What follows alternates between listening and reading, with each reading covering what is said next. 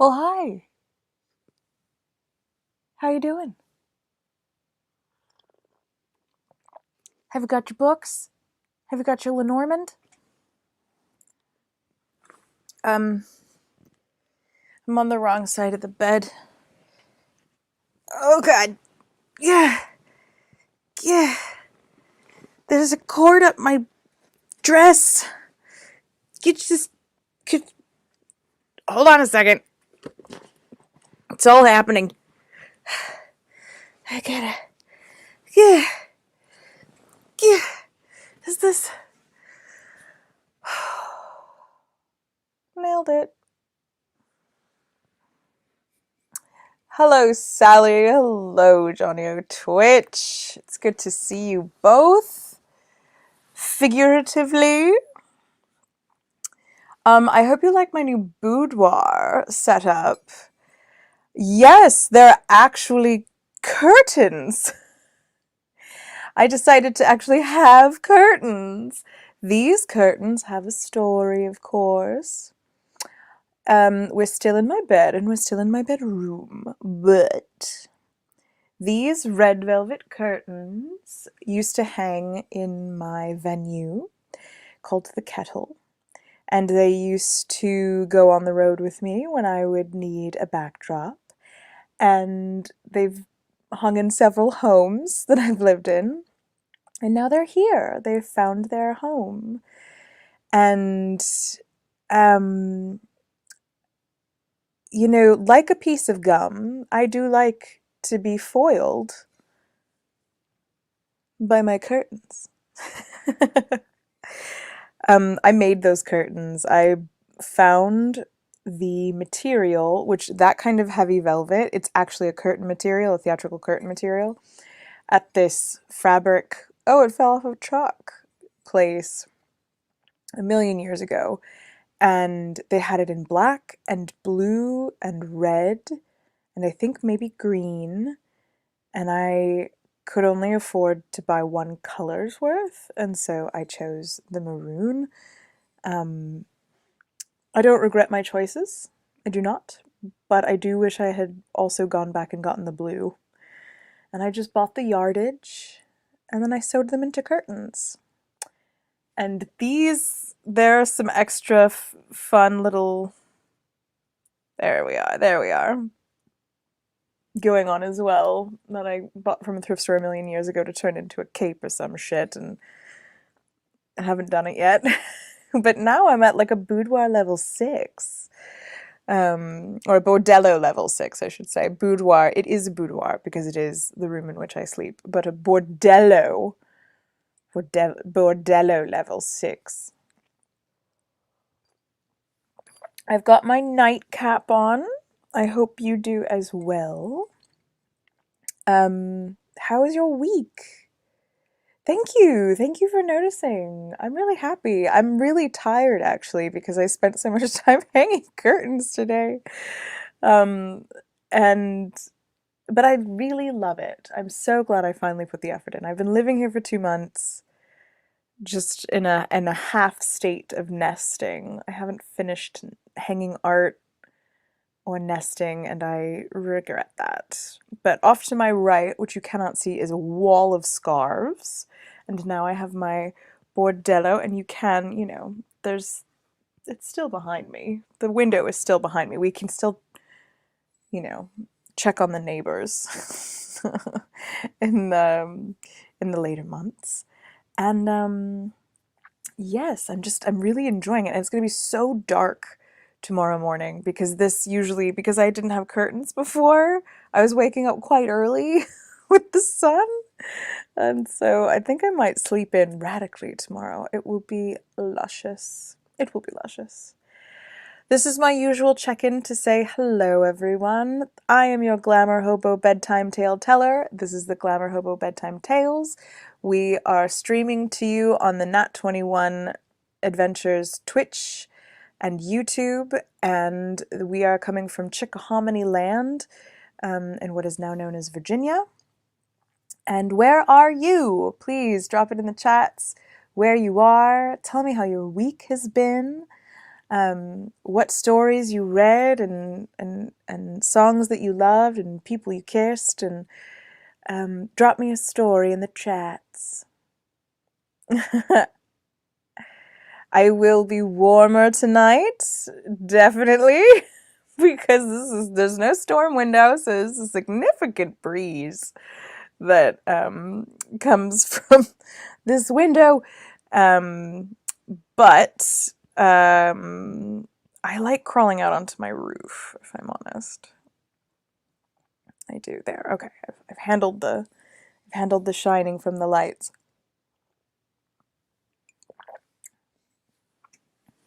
Tell me how you are, darlings. As usual, we will be writing a story together using the Lenormand deck.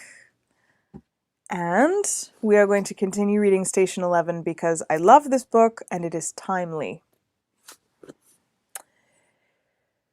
Not a great week in New Jersey. But you just started Devil's Dance by Eric Henry Vick. Is that, what kind of a story is that? It sounds like mystery? Or is it sci-fi? And all is well in Northern Virginia. Good to know. All right. My week has been enormous and huge. I started working for an immersive experience company here in Richmond, and we're getting our sea legs underneath us as they open this new thing that doesn't exist anywhere else, and that is very exciting. And so I have been wearing a lot of makeup and a gown, a beaded gown every day, and walking around with a glass of champagne in my hands, being fucking delightful. And it's really interesting, but it has taken a lot of adjustment being around people again. So many people. So that's been new, and we'll see how it goes. I'll keep you informed. Everything's good in Northern Virginia.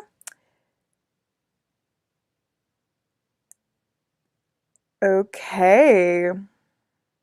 What do I think? Well, so this will be your rant for the day. Strap in. Also, as usual, I need to check in about sound.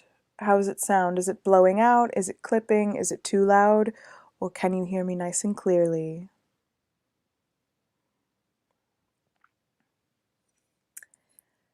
How do I feel about cryptocurrency? I think that different currencies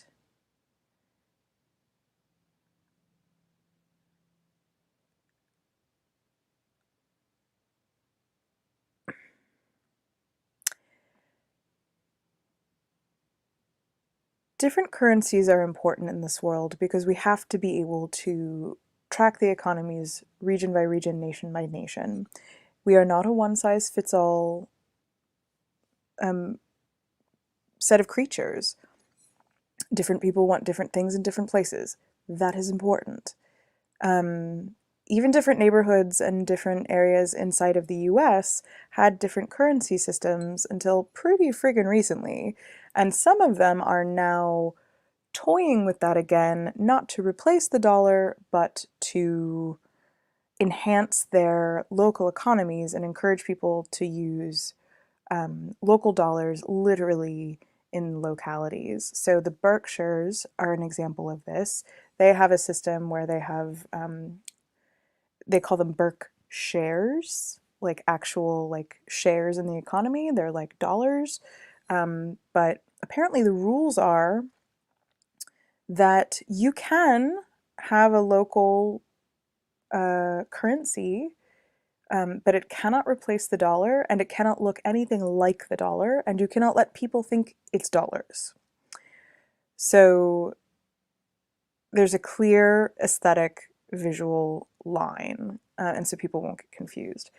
But it's an interesting and cool way, especially for tourists, to kind of participate in a local economy.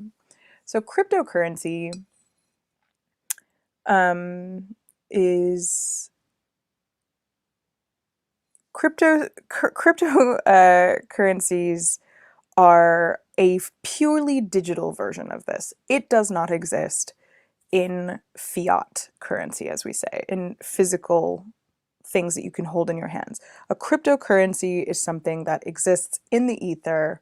There's actually one called Ethereum, and it is there are loads of them. There are dozens and dozens of kinds of different cryptocurrencies, and the people that buy into them and believe in them spur the economy of them. They're wildly unregulated. They're wildly like what they translate to in American dollars and euros is like crazy up and down every single day. Excuse me. And you, as to Sally's question, is you don't mine for a mineral or an item like you mine for gold or you mine for diamonds. What it is it's kind of how like 3D printing is not printing. 3D printing is the word we use to describe a construction process that's piece by piece in a three-dimensional place, even though that is not what printing is. But mining is a word that we are using for the act of finding, let's say, this kind of money that only exists in this digital realm. So cryptocurrency mining is not actually any kind of physical thing. What it is a lot of computers running very, very hot, using a shit ton of energy in order to crack codes and use blockchain systems in order to create the currency. So I'm a little shaky on it past that point about like what is the physical like thing that it's doing. But what I can tell you is that the energy expended in the mining process to run computers and then run computer server banks and then run the air conditioning systems and the fan systems, the cooling systems to keep those things physically at a level that they can function is astronomical. It is so bad for the environment because it pulls so much energy. And I'm not saying like, oh, it's like a lot of energy, you know, like, meh. I mean, like, there was a report just a few months ago that NFT mining, which is a different thing, but in a similar, it's like structured the same way, but it's about art. NFT mining in China, just NFTs, which is not as big as cryptocurrency, there was a mine that was generating the same, not generating, excuse me, it was using the same amount of energy as the country of Argentina. The country of Argentina. And that is for something smaller, an economy smaller than cryptocurrencies. So, in my opinion, and Johnny is saying in the chats, like there are ciphers to keep them unique, like long mathematical problems. They call it blockchain codes that are unique. They match an online ledger. Blockchain also has a lot to do with like it's decentralized, so there's no way to copy it. You're not a fan of them since they aren't really based on anything and are often used by people for shady purposes. Duck NFTs. I don't know what a duck NFT is. But I would say that because they're wildly unregulated, sure, it's people can use it for drugs or sex trafficking or human trafficking or buying off politicians or like or whatever, like buying guns, like whatever. People use hard cash for that as well. It's never stopped them from doing bad things. Like this cryptocurrency isn't going to make more crime. Just like porn does, like porn and crime or any kind of crime are the industries that will figure out the new technology before anybody else figures it out. If it's video, if it's internet, if it, like they will figure it out first because they know that that's where the money is. But I just think that the energy use of is the biggest problem. It is creating these heat sinks and just using so much power, which is often fueled by coal.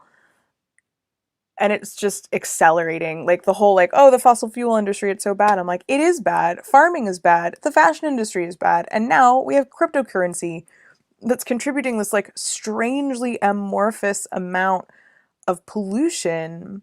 But I think that perhaps people don't quite understand its danger or its importance because it's not actually creating something physical that they can touch.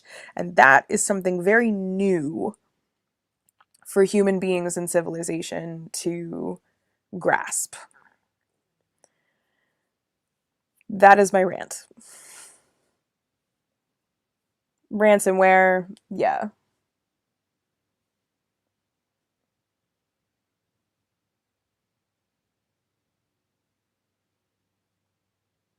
Yeah, I mean, it's a new digital revolution, friends.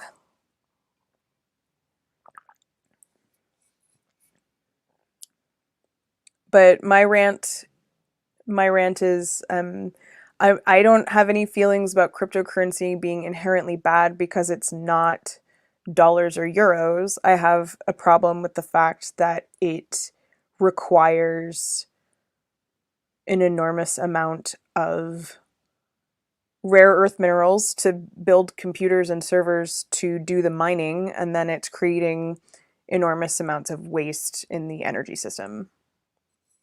And if we're not taking climate action now, when the fuck are we taking it? You really know how to make me rant. I've had a lot of frustration pent up, so thank you for that. That's the rants. How about we make a story together instead? Rant over. All right. I like to think that my rants are coherent and that that they're meaningful and well thought out, but also passionate. Perhaps we all learn something at the end of the day. I don't know. All right, darlings. I need 3 numbers. 3 numbers, please. If you're just lurking and listening, just do us a favor, darlings, and drop a number between 1 and 36 in the chat. 9. I've got a 9. I've got a 9. Ooh, the bouquet. 2 more, 2 more. I need 2 more numbers. I was so tired the other night at work, and I had just trays and trays of empty champagne glasses. And I just started writing a country song about empty glasses. Empties! Y'all don't know about all my empties. I got my heart broke, so I'm drinking tonight. I'm making empties. It got real silly, real fast. Real silly, real fast. Lucid, concise, and entertaining. 32. All right, I'm going to choose the last one. 32. Where is our number 32? 32. 32. Ooh, it's the moon. I think we had 32 last week as well. The moon, the bouquet, and 17. Empties. I kind of felt like Creed. It reminded me of Creed. Rah, rah, rah, rah, rah, rah. Wah! Or Pearl Jam. Could have been some Pearl Jam. I never listened to Pearl Jam. God, the people were so obsessed with them when I was in high school. I just gave no shits at all. 17. Ooh, the stork. Haven't talked about the stork. Johnny O Twitch says, country songline, even for thieves there should be rules, 'cause what kind of man would steal a man's tool? All right, maybe we can write a country song together tonight. Even for thieves there should be rules, 'cause what kind of man would steal a man's tool? You've been hung out and strung out and lied all the way, but even with hammers, you're finding your way.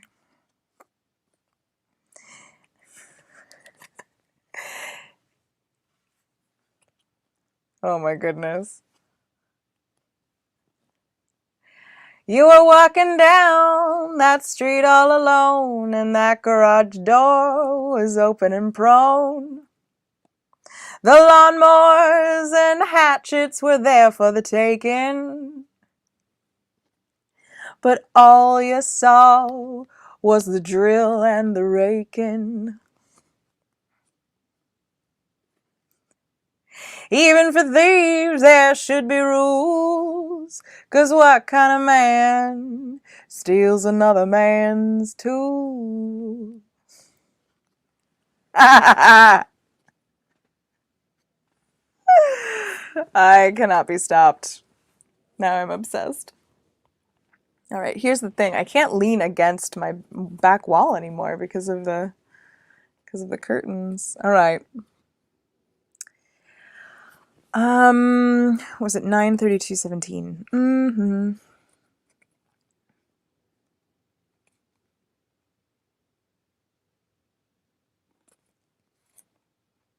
It was getting near midnight.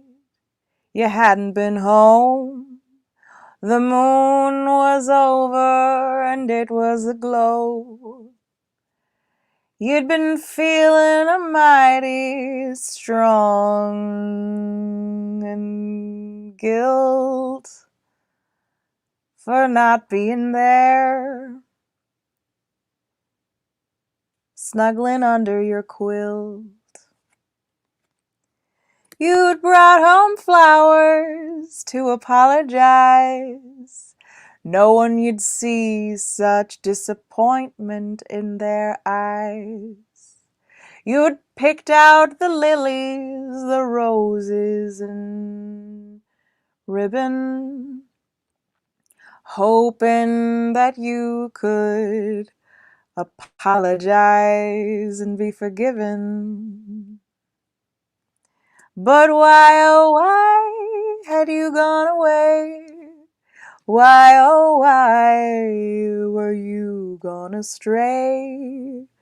The stork had found you again, that watering hole of broken men. Oh why had you gone away? Oh why were you gone astray? The stork had found you again, that watering hole of broken men.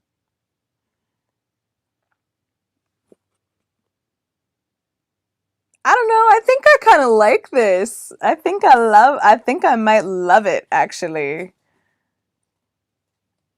I think I might love the idea of writing a country song with the Lenormand. Country songs are just stories, right? Country songs are just stories. I think I love it. I haven't sung in a minute. So 17 is the stork. The stork stands for a sudden delivery. It can also stand for older knowledge, like knowledge from elders.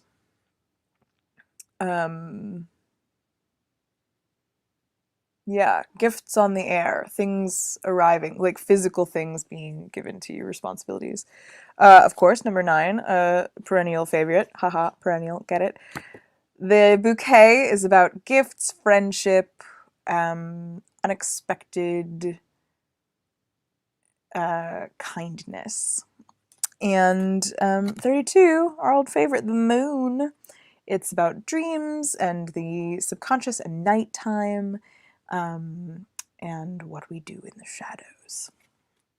Huzzah! All right. We're right on track.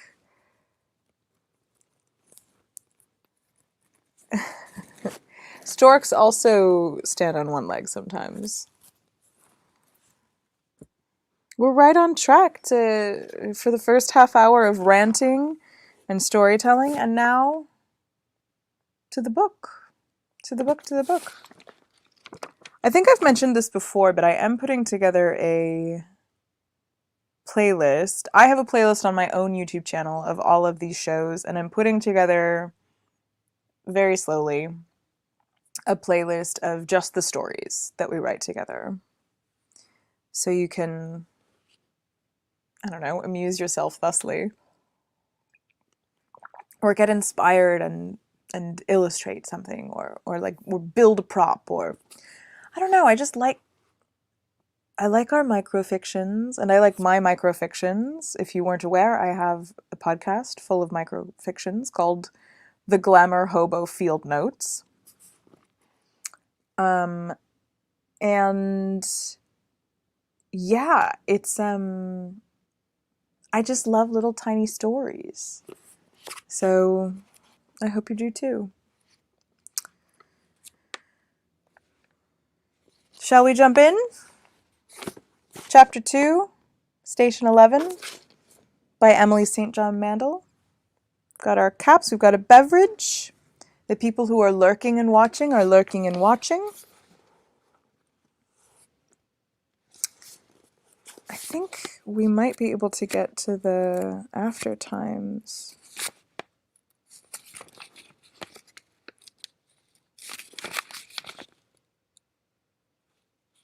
Nope, I think we're still going to be in the apocalypse tonight.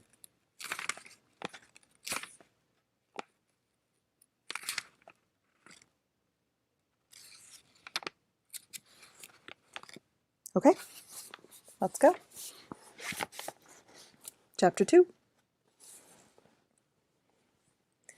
There were few people left at the Elgin Theatre now. A woman washing costumes and wardrobe, a man ironing other costumes nearby, an actress, the one who'd play Cordelia, drinking tequila backstage with the assistant stage manager. A young stagehand mopping the stage and nodding his head in time to the music on his iPod. In a dressing room, the woman whose job it was to watch the child actresses was trying to console the sobbing little girl who'd been on stage when Arthur died. 6 stragglers had drifted to the bar in the lobby, where a bartender mercifully remained. The stage manager was there, also Edgar and Gloucester, a makeup artist, Goneril, and an executive producer who'd been in the audience. At the moment when Jeevan was wading into the snowdrifts at Allen Gardens, the bartender was pouring whiskey for Goneril. The conversation had turned to informing Arthur's next of kin. But who was his family? Goneril was perched on a bar stool. Her eyes were red. Without makeup, she had a face like marble, the palest and most flawless skin the bartender had ever seen. She seemed much smaller offstage, also much less evil. Who did he have? He had one son, the makeup artist said. Tyler. How old? 7 or 8? The makeup artist knew exactly how old Arthur's son was, but didn't want to let on that he read gossip magazines. I think maybe he lives with his mother in Israel, maybe Jerusalem or Tel Aviv. He knew it was Jerusalem. Oh, right, that blonde actress. Elizabeth, wasn't it? Eliza? Something like that. Ex-wife number 3, said the producer. I think the kid's mother was ex-wife number 2. Poor kid. Did Arthur have anyone he was close with? This provoked an uncomfortable silence. Arthur had been carrying on an affair with the woman who looked after the child actresses. Everyone present knew about it except the producer, who none of them knew if the others knew, so Gloucester was the one who said the woman's name. Where's Tanya? Who's Tanya? The producer asked. One of the kids hasn't been picked up yet. I think Tanya's in the kids' dressing room. The stage manager had never seen anyone die before, and he wanted a cigarette. Well, who else is there? Tanya, the little boy, all those ex-wives. Anybody else? Siblings? Parents? Who's Tanya? The producer asked again. How many ex-wives are we talking about here? The bartender was polishing a glass. He has a brother, the makeup artist said, but I can't remember his name. I just remember him saying that he had a younger brother. I think there were maybe 3 or 4, Goneril said, talking about ex-wives. 3? 3, the makeup artist was blinking away tears. But I don't know if the latest divorce has been finalized. So Arthur wasn't married to anyone at the time of... He wasn't married to anyone tonight? The producer knew this sounded foolish, but he didn't know how else to phrase it. Arthur Leander had walked into the theater just a few hours ago, and it was inconceivable that he wouldn't walk in again tomorrow. 3 divorces. Can you imagine? He was recently divorced himself. He was trying to think of that last thing Arthur had said to him, something about blocking in the second act. He wished he could remember. Has anyone been informed? Who do we call? I should call his lawyer, the producer said. This solution was inarguable, but so depressing that the group drank for several minutes in silence before anyone could bring themselves to speak. His lawyer, the bartender said finally. Christ, what a thing. You die and they call your lawyer. Who else is there? His agent? The 7-year-old? The ex-wives? Tanya? I know. It's just a hell of a thing. They were silent again. Someone made a comment about the snow coming down hard, and it was. They could see it through the glass door at the far end of the lobby. From the bar, the snow was almost abstract, a film about bad weather on a deserted street. Well, here's to Arthur.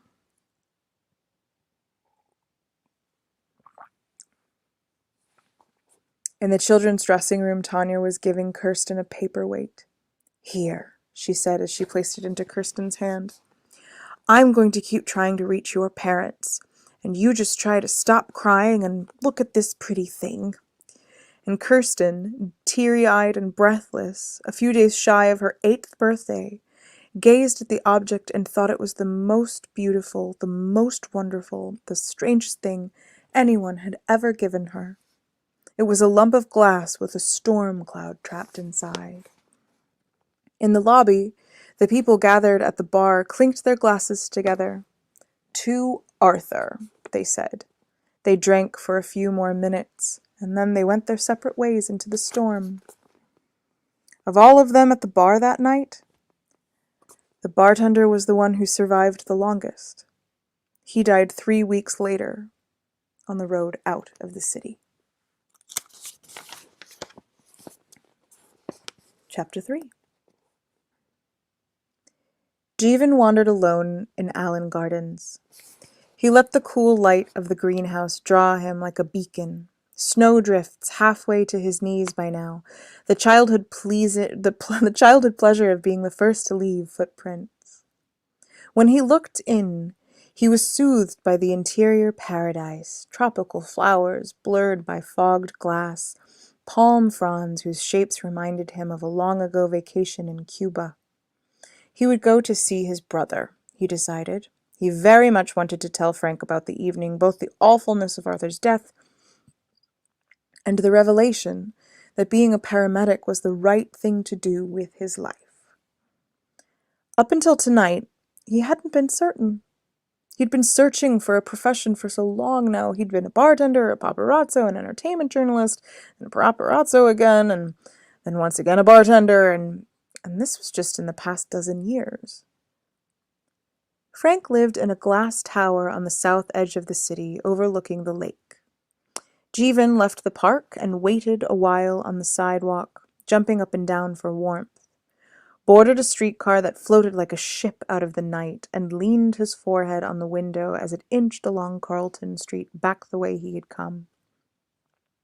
The storm was almost a whiteout now, the streetcar moving at a walking pace. His hands ached from compressing Arthur's unwilling heart. The sadness of it. Memories of photographing Arthur in Hollywood all those years ago. He was thinking of the little girl, Kirsten Raymond, bright in her stage makeup. The cardiologist kneeling in his gray suit, the lines of Arthur's face, his last words. The wren. And this made him think of birds. Frank with his binoculars, the few times they'd been bird-watching together. Laura's favorite summer dress, which was blue with a storm of yellow parrots. Laura, what would become of them? It was still possible that he might go home later, or that at any moment she might call and apologize. He was almost back where he'd started now. The theater closed up and darkened a few blocks from the south. The streetcar stopped just short of Yonge Street, and he saw that a car had spun out in the middle of the tracks, 3 people pushing while its tires spun in the snow. His phone vibrated again in his pocket, but this time it wasn't Laura. Hua, he said. He thought of Hua as his closest friend, though they rarely saw one another. They'd tended bar together for a couple years just after university while Hua studied for his MCAT and Jeevan tried unsuccessfully to establish himself as a wedding photographer. And then Jeevan had followed another friend to Los Angeles to take pictures of actors while Hua had gone off to medical school. Now, Hua worked long hours at Toronto General. "You've been watching the news?" Hua spoke in a peculiar intensity. "Tonight? No, I had theater tickets. Actually, you wouldn't believe what happened. Wait, listen. I need you to tell me honestly. Will it send you into one of your panic attacks if I tell you something really, really bad?" "I haven't had an anxiety attack in 3 years. My doctor said the whole thing was just a temporary stress-related situation. You know that." "Okay.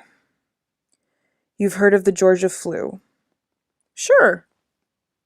"You know I try to follow the news."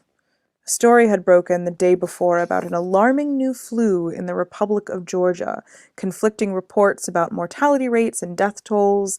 Details had been sketchy. The name the news outlets were going with, the Georgia flu, had struck Jeevan as disarmingly pretty. "I've got a patient in the ICU," Hua said. 16-year-old girl flew in from Moscow last night, presented with flu symptoms at the ER early this morning. Only now did Jeevan hear the exhaustion in Hua's voice. "It's not looking good for her. Well, by mid-morning we've got 12 more patients. Same symptoms. Turns out they were all on the same flight. They all start feeling sick on the plane." "Relatives? Friends of the first patient?" "No relation whatsoever. They all just boarded the same flight out of Moscow. The 16-year-old? I don't think she'll make it." So there's this initial group of patients, the Moscow passengers. Then this afternoon, a new patient comes in. Same symptoms, but this one wasn't on the flight. This one's an employee at the airport. I'm not sure what a gate agent. I'm saying his only contact with other patients was speaking with one of them about where to board the hotel shuttle. Oh. That sounds bad. The streetcar was still trapped behind the stuck car. So I guess you're working late tonight? You remember the SARS epidemic? Huas asked. The conversation we had? I remember calling you from Los Angeles when I heard your hospital was quarantined, but I don't remember what I said. You were freaking out. I had to talk you down. Okay, I guess I do remember that. But look, in my defense, they made it sound pretty. You told me to call you if there was ever a real epidemic. I remember. We've admitted over 200 flu patients since this morning, Hua said. 160 in the past 3 hours. 15 of them have died. The ER is full of new cases. We've got beds parked in hallways. Health Canada is about to make an announcement. It wasn't only exhaustion, Jeevan realized. Hua was afraid. Jeevan pulled the bell cord and made his way to the rear door. He found himself glancing at the other passengers, the young woman with groceries, the man in the business suit playing a game on his cell phone, the elderly couple conversing quietly in Hindi. Had any of them come from the airport? He was aware of all of them breathing around him. I know how paranoid you can get, Hua said. Believe me, you're the last person I'd call if I thought it was nothing, but Jeevan banged the palm of his hand into the door's glass pane. Who had touched the door before him? The driver glared over his shoulder, but let him out. Jeevan stepped into the storm, and the doors swished shut behind him. But you don't think it's nothing. Jeevan was walking past the stuck car, wheels spinning uselessly in the snow. Yonge Street was just ahead. I'm certain it's nothing. It isn't nothing. Listen, I have to get back to work. Hua, you've been working with these patients all day? I'm fine, Jeevan. I'll be fine. I have to go. I'll call you later. Jeevan put the phone in his pocket and walked on through the snow, turned south down Yonge Street toward the lake and the tower where his brother lived. Are you fine, Hua, my old friend, or will you be fine? He was deeply unsettled. The lights of the Elgin Theatre just ahead, the interior of the theatre was darkened now, the posters still advertising King Lear, with Arthur gazing up into the blue light with flowers in his hair and the dead Cordelia limp in his arms. Jeevan stood for a while looking at the posters. He walked on slowly, thinking of Hua's strange call. Yonge Street was all but deserted. He stopped to catch his breath in the doorway of a store that sold suitcases and watched a taxi ease its way slowly down the unplowed street.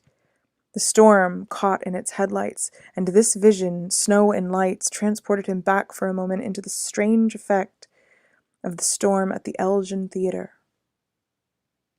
He shook his head to dispel the image of Arthur's blank stare and moved on in an exhausted daze through the shadows and orange lights under the Gardiner Expressway to Toronto's glassy southern edge. The snowstorm was wilder down in Queens Quay, wind cutting across the lake. Jeevan had finally reached Frank's building when Hua called him again. I've been thinking about you, Jeevan said. Is it really? Listen, Hua said. You have to get out of the city. What? Tonight? What's going on?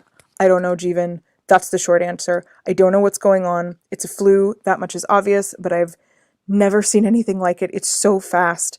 It just seems to spread so quickly. It's getting worse. The ER is full, which is a problem because at this point, half the ER staff are too sick to work.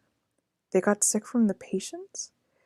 In the lobby of Frank's building, the night doorman flipped through the newspaper. An abstract painting of gray and red lit up on the wall above and behind him. Doorman and painting reflected in the streaks of the polished floor. It's the fastest incubation period I've ever seen.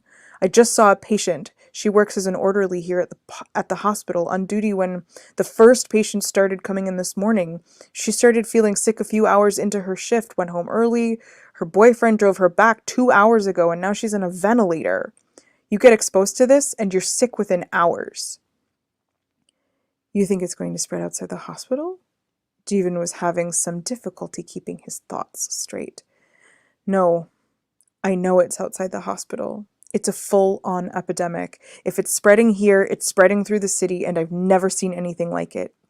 You're saying I'm saying you should leave now. Or if you can't leave, at least stock up on food and stay in your apartment. I have to make some more calls." He hung up. The night doorman turned a newspaper page. If it had been anyone other than Hua, Jeevan wouldn't have believed it. But he had never known a man with a greater gift for understatement. If Hua said there was an epidemic, then epidemic wasn't a strong enough word. Jeevan was crushed by a sudden certainty that this was it. That this illness Hua was describing was going to be the divide between the before and the after, a line drawn through his life.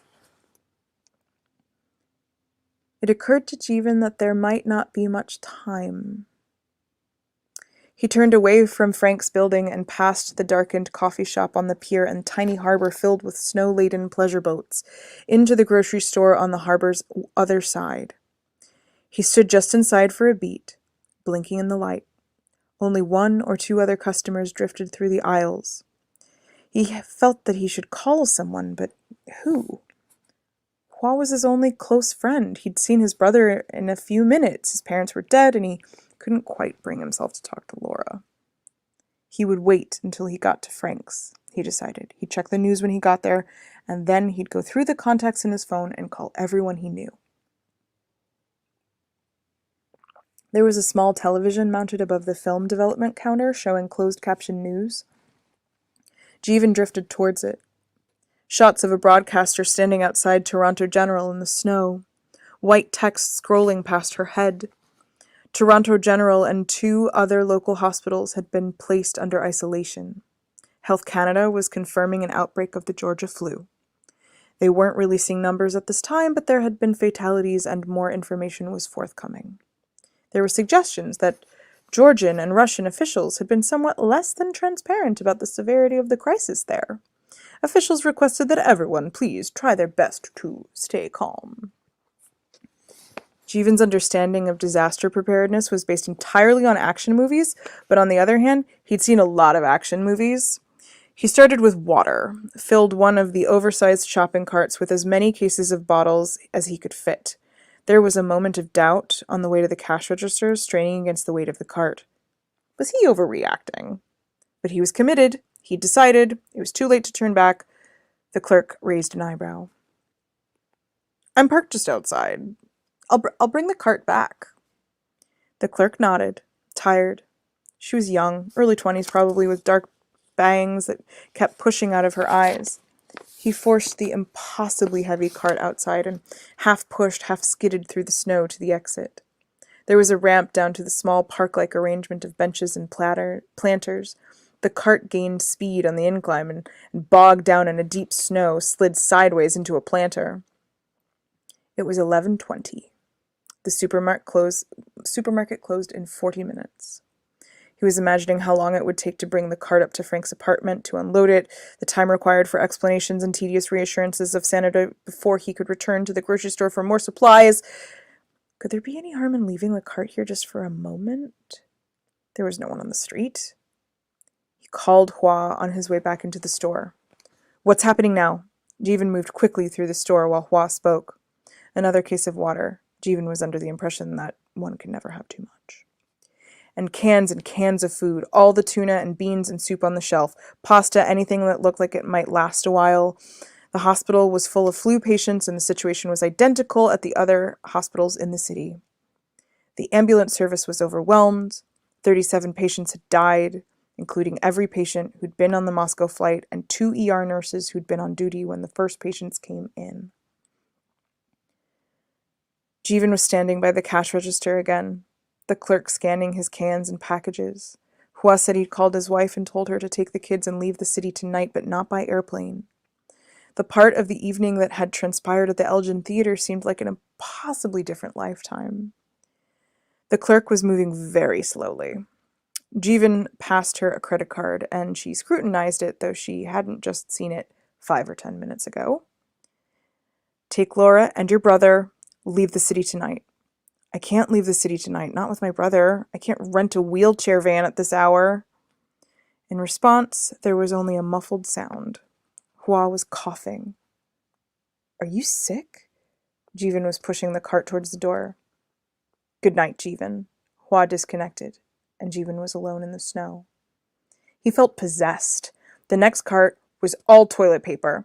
The cart after that was more canned goods, all frozen meat and aspirin, garbage bags, bleach, duct tape. "I work for a charity," he told the girl behind the cash register. His third and fourth time through, but she wasn't paying much attention to him. She kept glancing up at the small television above the film development counter and ringing his items through on autopilot. Jeevan called Laura on his 6th trip through the store, but his call went to voicemail. "Laura," he began. Laura, he thought it better to speak her name directly, and it was already almost 11:50. There wasn't time for this. Filling another cart with food, moving quickly through the bread and flour-scented world, their almost gone place, thinking of Frank in his 22nd floor apartment high up in the snowstorm, and with his insomnia and his book project and his day-old New York Times and his Beethoven. Jeevan wanted desperately to reach him. He decided to call Laura later, changed his mind, and called the home line while he was standing at the checkout counter, trying to avoid making eye contact with the clerk. "Jeevan, where are you?" Laura sounded slightly accusatory. He handed over his credit card. "Are you watching the news?" "Should I be?" "There's a flu epidemic, Laura. It's serious. That thing in Russia or whatever, I know about that. It's here now. It's worse than anyone thought. It's just been talking to Hua. You have to leave the city." He glanced up at just in time to see the look the checkout girl gave him. "Have to? What? Where are you, Jeevan?" He was signing his name on the slip, struggling with the cart towards the exit, where the order of the store ended and the frenzy of the storm began. It was difficult to steer the cart with one hand.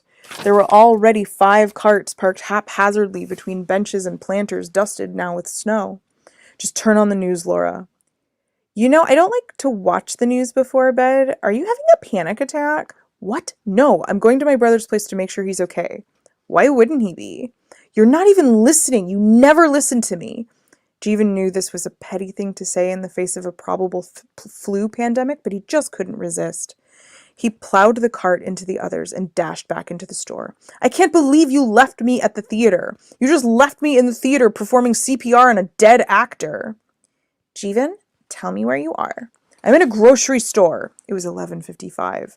This last cart was all Grace items: vegetables, fruit, bags of oranges and lemons, tea, coffee, crackers, salt, preserved cakes. "Look, Laura, I don't want to argue. This flu's serious, and it's fast." "What's fast?" "This flu, Laura. It's really fast. Hua told me it's spreading so quickly. I think you should get out of the city." At the last moment, he added a bouquet of daffodils. "What? Jeevan, you're healthy enough to get on an airplane, and then you're dead a day later. I'm going to stay with my brother. I think you should pack up now and go to your mother's place before everyone finds out and the roads get clogged up." "Jeevan, I'm concerned. This sounds paranoid to me. I'm sorry I left you at the theater. I just really had a headache. Please turn on the news. Go read it online something." "Jeevan, please tell me where you are, and I'll just do it, Laura, please." And then he hung up, because he was at the checkout counter for the last time now, and the moment to talk to Laura had passed. He was trying hard not to think of Hua. "We're about to close," the clerk said. "This is my last time through. You must think up a nut." "I've seen worse." He'd scared her, he realized. She'd heard something on his phone calls, and there was a television with its unsettling news. Well, just trying to prepare. For what? "You never know when something disastrous might happen," Jeevan said. "That?" She gestured towards the television. "It'll be like SARS. They made such a big deal about it, and then it blew over so fast." She didn't sound entirely convinced. "This isn't like SARS. You should get out of the city." He'd only wanted to be truthful, perhaps to help her in some way, but he saw immediately that he'd made a mistake. She was scared, but also, she thought he was insane. She stared flatly at him as she rang up the final few items a moment later, and he was outside in the snow again, a goateed young man from the produce department locking the doors behind him. Standing outside with 7 enormous shopping carts to transport through the snow to his brother's apartment, soaked in sweat and also freezing, feeling foolish and afraid and a little crazy, Hua at the edge of every thought. It took the better part of an hour to push the shopping carts one at a time through the snow and across to his brother's lobby, and then maneuver them into the freight elevator for unscheduled use of which Juven had to bribe the night doorman, and to move them in shifts up to the 22nd floor. I'm a survivalist, Juven said. We don't get many of those here, the doorman said. That's what makes it such a good place for this, Jeevan said a little wildly. A good place for what? For survivalism. I see, said the doorman. $60 later, Jeevan was alone outside his brother's apartment. The carts lined up down the corridor. Perhaps, he thought, he should have called ahead from the grocery store. It was 1 a.m. on a Thursday night, the corridor all closed doors and silence. Jeevan, Frank said when he came to the door. An unexpected pleasure. Jeevan didn't know how to explain himself, so he stepped back and gestured weakly at the carts instead of speaking. Frank maneuvered his wheelchair forward and peered down the hall. I see you went shopping.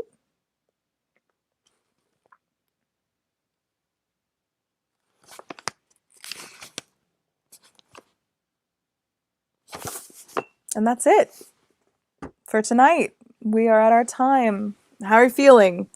Is it a little unsettling? We haven't even gotten to the part where there's a theatrical troupe that does Shakespeare in the apocalypse. That's coming next.